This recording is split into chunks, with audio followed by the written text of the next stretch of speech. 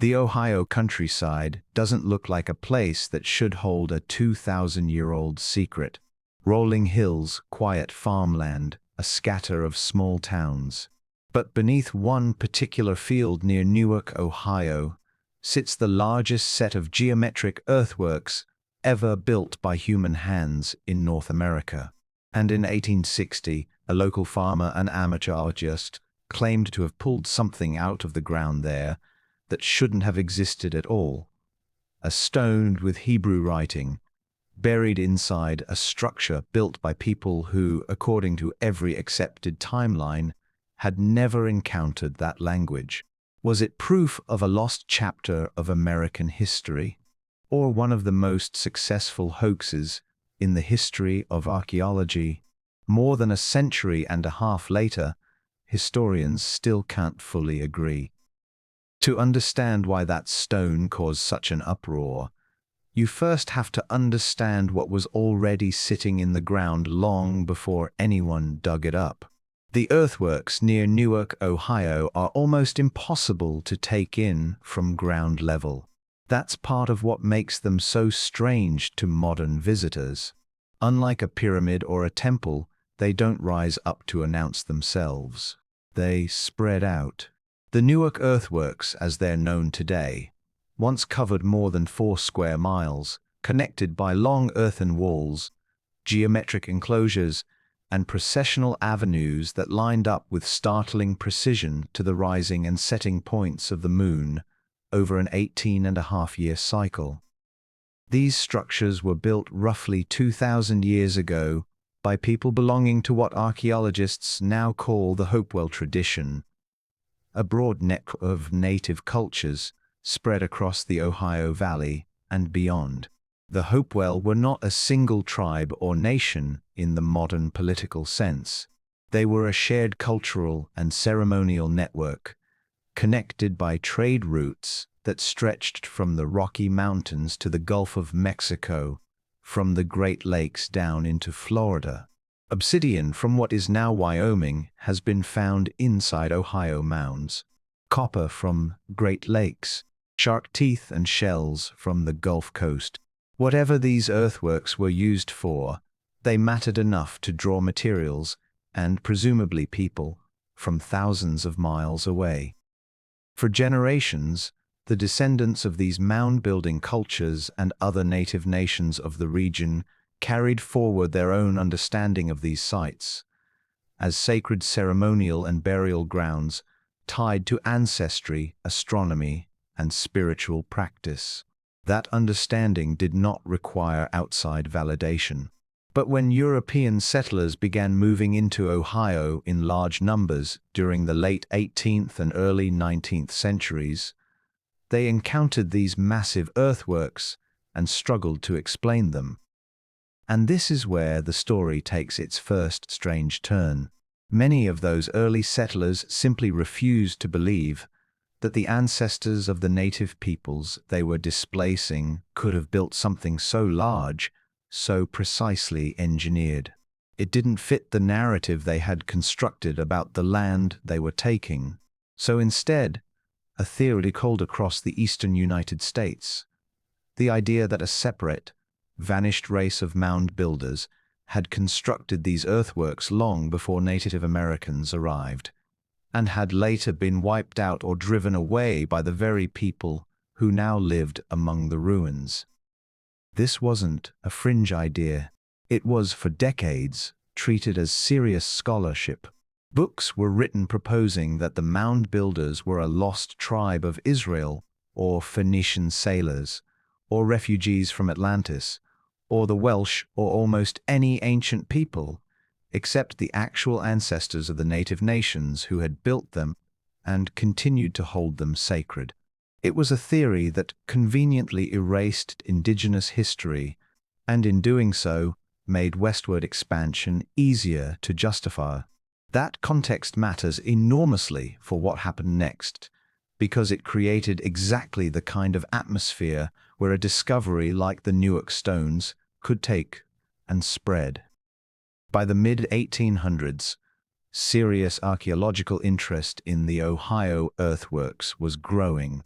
Surveyors like Ephraim Squire and Edwin Davis had already mapped many of the region's mounds and enclosures in painstaking detail during the 1840s, producing work that remains valuable to researchers today. Newark's earthworks, with their enormous circles, octagons, and long avenues, had become one of the most studied and most debated sites in the country. Local excavators, some trained, many not, dug into these structures throughout the 1850s, hoping to uncover something that would finally settle the question of who had built them. That search for an answer set the stage for a discovery in June of 1860 that would either rewrite the story of ancient America or expose of its strangest deceptions. The man at the center of the story was David Wyrick, a surveyor and self-taught antiquarian who had spent years exploring the mounds around Newark and the surrounding Licking County area. Wyrick was not a fringe figure looking for attention. He held a respected position locally, had surveyed land professionally for years, and by most accounts was genuinely convinced that solving the mystery of the mounds was one of the most important undertakings of his life. In the years leading up to 1860, Wyrick had already made one controversial find. In 1860, digging near a mound close to Newark, he reported uncovering a small weighted stone carved with Hebrew characters, which came to be called the Keystone. Then, only a few months later, came the discovery that would make headlines across the country. On June 29, 1860, Wyrick reported finding a small sandstone box buried inside a stone vault deep in a mound near Newark, part of a site that would later become known as the Wyrick Mound Group. Inside that box, according to his account, was a rectangular black stone, roughly the size of a bar of soap, carved with an inscription in Hebrew script. On one face was engraved what appeared to be an image of a robed, bearded figure. Around the border ran text later interpreted as an abbreviated version of the Ten Commandments. The artifact became known as the Decalogue Stone. The implications, if genuine, were staggering. A carved Hebrew inscription buried inside a 2,000-year-old Native American mound in the middle of Ohio would have suggested some kind of ancient contact between the peoples of the Ohio Valley and a Hebrew-speaking culture from the other side of the world. For a 19th-century American public already primed by decades of lost tribes theorizing, it seemed to confirm everything they had wanted to believe. News of the find quickly. Newspapers across Ohio and beyond picked up the story. Wyrick, along with local ministers, antiquarians who examined the stone, presented it as physical evidence connecting the ancient Hebrew world to the American continent. Evidence, some argued, that the mound builders and the lost tribes of Israel might be one and the same. For a brief period, the Newark stones were treated by a portion of the public and press as a genuine sensation, a discovery that might finally answer the question that had obsessed American antiquarians for half a century. But almost immediately, other researchers began raising doubts, and that skepticism would only grow louder as the years went on. Before we go further, if you're the kind of person who enjoys digging into the gray areas of history, the discoveries that were never fully proven and never fully debunked, this channel covers stories exactly like this one. Consider subscribing so you don't miss the next investigation. The doubts about the Newark stones started almost as soon as the ink on the newspaper articles had dried, and they never really stopped. The first and most obvious problem was context. Nothing about a Hebrew inscription fit with anything else archaeologists understood about Hopewell material culture. The Hopewell left behind an enormous amount of physical evidence: copper effigies, carved pipes, mica cutouts, pearl beads, elaborate pottery.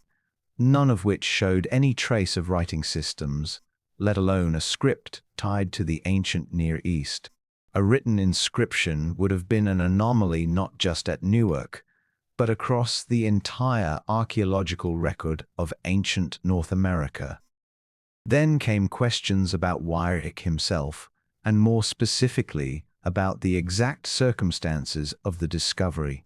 Critics noted that Wyrick had been digging largely alone, or with a small, informal group at the time of the find, without the kind of independent, simultaneous verification that would later become standard practice in professional archaeology. Some observers who had known Wyrick's earlier work raised concerns that the stones fit a little too conveniently with the very theory he had spent years trying to prove, that the mound builders were connected to the lost tribes of Israel. Linguistic experts who examined the Hebrew inscriptions on both the Keystone and the Decalogue Stone found further problems. The script did not match ancient Hebrew paleography from the presumed time period of the mounds. Instead, several scholars argued that they more closely resembled typefaces and square script styles that were in common use in printed Bibles and religious texts during the 18th and 19th centuries, the exact kind of material that would have been readily available to literate Ohioans of Wyrick's era, particularly anyone with connections to local ministers or religious scholars interested in biblical archaeology. That detail mattered enormously. If the inscriptions matched a script style that only existed in relatively modern printed sources, it became very difficult to argue the stones had been carved 2,000 years earlier by a Hebrew-speaking visitor to ancient Ohio. Researchers also pointed to something else: the timing. The Decalogue Stone appeared at the height of a very specific cultural moment, when mound builder mythology and biblical archaeology were both immensely popular obsessions in American religious and academic circles. A discovery that seemed to confirm a connection between the 10 lost tribes and the ancient earthworks of Ohio wasn't just scientifically convenient. It was exactly the kind of find that would have generated enormous attention and validation for people already invested in that theory, Wyrick included. By the early 20th century, and increasingly through the decades that followed, the majority of professional archaeologists and historians came to regard the Newark Decalogue Stone and the Keystone as almost certainly a hoax, very likely planted, whether by Wyrick himself or by someone connected to his circle, either as a deliberate deception or possibly as a kind of test or prank that grew out of control. The Smithsonian Institution and mainstream academic consensus have never accepted the stones as genuine ancient artifacts. And yet, the story never fully died. A minority of researchers and independent investigators have continued to argue that the case against the stones isn't quite as airtight as it appears, pointing out that no one has ever definitively proven exactly who carved the inscriptions, when and even if the who-did-it theories point overwhelmingly toward Wyrick or someone in his orbit. What remains undisputed is this: the stones exist. They can be viewed today at the Johnson Humrick House Museum in Coshocton, Ohio. Whatever their true origin, they became real physical objects that real people held, examined, and argued over for more than 160 years. What's often left out of the modern retelling of the Newark stones is the perspective of the people who actually built the earthworks where those stones were supposedly found, and their descendants who never needed a Hebrew inscription to explain who they were or where they came from. For the native nations connected to the Hopewell cultural tradition, including descendant communities such as the Shawnee, Miami Wyandot, Delaware, and other tribal nations with historical ties to the Ohio Valley, the Newark earthworks were never a mystery requiring an outside explanation. They were and remain a monumental achievement of indigenous engineering, astronomy, and spiritual practice. The 19th century mound builder myth, the idea that a separate, vanished civilization must have built these structures, was never an indigenous belief. It was a settler-era theory, and one that many contemporary historians now recognize as having served a convenient political purpose, making it easier to dismiss and displace the very people whose ancestors had built these sites. In recent decades, that framing has shifted considerably. In 2006, the Newark Earthworks were designated Ohio's official prehistoric monument, and in 2023, UNESCO the Hopewell ceremonial earthworks, including the Newark Earthworks and several related sites, as a World Heritage Site, formally recognizing them as one of the great architectural and astronomical achievements of the ancient world, built not by a vanished mystery race, but by the ancestors of the native nations who have always known these grounds to be sacred. So where does that leave the Decalogue Stone and its strange Hebrew inscription? It sits as a kind of historical footnote to the real story, a reminder of how badly 19th century America wanted an explanation for the mounds that didn't require crediting Native American ingenuity. Some researchers view the entire episode less as a genuine archaeological mystery and more as a mirror, reflecting the assumptions and blind spots of the era that produced it. But there's a smaller, quieter thread running through this story that occasionally gets overlooked. Long before Wyrick ever picked up a shovel near Newark, indigenous oral traditions throughout the Ohio Valley and broader eastern woodlands spoke of the mounds as places built with intention, ceremonial centers tied to death, renewal, and the movement of celestial bodies across the sky.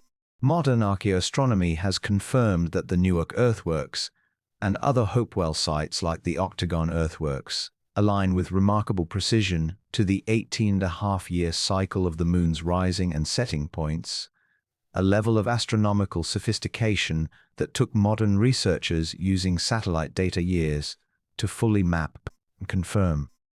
That's the real discovery hiding inside this story, not a Hebrew inscription buried in a stone box, but the sheer scale of scientific and ceremonial knowledge encoded into the earthworks themselves by the people who actually built them. In a strange way, the controversy over the Decalogue Stone may have distracted, for over a century, from a far more extraordinary and far better documented achievement sitting in plain sight the entire time. Looking back at the Newark stones today, it's tempting to treat the story as a simple case that's already closed, a 19th century hoax, exposed and explained, nothing left to debate. In many respects, the archaeological consensus supports exactly that conclusion. The linguistic evidence, the historical context, and the complete absence of any comparable artifact anywhere else in the Hopewell archaeological record all point in the same direction. And yet the story endures, not because the mysteries themselves remains unsolved, but because of what it reveals about the way history gets written and who gets left out of it. For more than a century, the search for an explanation for the Newark Earthworks focused on almost anyone except the actual builders. Lost tribes, wandering Phoenicians, races. Theory after theory reached outward across oceans and centuries, rather than simply crediting the ancestors of the people who were already standing on that land. That pattern wasn't unique to Newark, Ohio. It played out across dozens of mound sites throughout the Mississippi and Ohio valleys during the 19th century, part of a much larger cultural reluctance to fully acknowledge the scale of indigenous achievement on the continent. Understanding the Decalogue Stone controversy isn't just about solving a 19th century puzzle. It's about understanding why that puzzle felt so necessary to solve in the first place, and what it took, more than a century later, for institutions like UNESCO to formally recognize what many indigenous communities had never doubted. There's also something worth sitting with in the fact that we may never know, with complete certainty, exactly what happened in that mound near Newark in June of 1860. Was it a calculated deception, carefully planned to support a theory Weyrich had already committed himself to?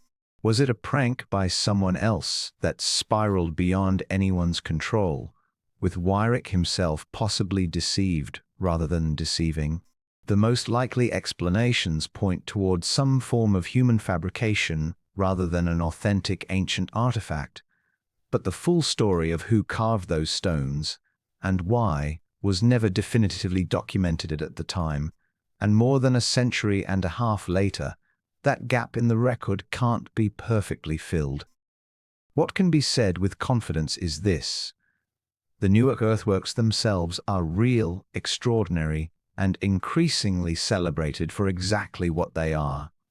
A masterwork of indigenous engineering and astronomical knowledge built roughly 2,000 years ago without the need for any outside explanation. The Decalogue Stone, whatever its true origin, has become something else entirely. A case study in how quickly people can convince themselves that a genuine, homegrown achievement must have come from somewhere else. So the next time you hear about a mysterious artifact that seems to rewrite history overnight, it might be worth asking not just whether the object is real, but why so many people wanted it to be true in the first place. Sometimes the answer to that second question turns out to be far more revealing than the artifact itself. I want to know, you think. Do you believe David Weyrich set out to deceive the public, or do you think he may have been fooled himself by someone in his own circle? Let me know your theory in the comments below, and if you enjoyed this investigation into one of America's strangest archaeological controversies, subscribe for more deep dives into the mysteries history left behind.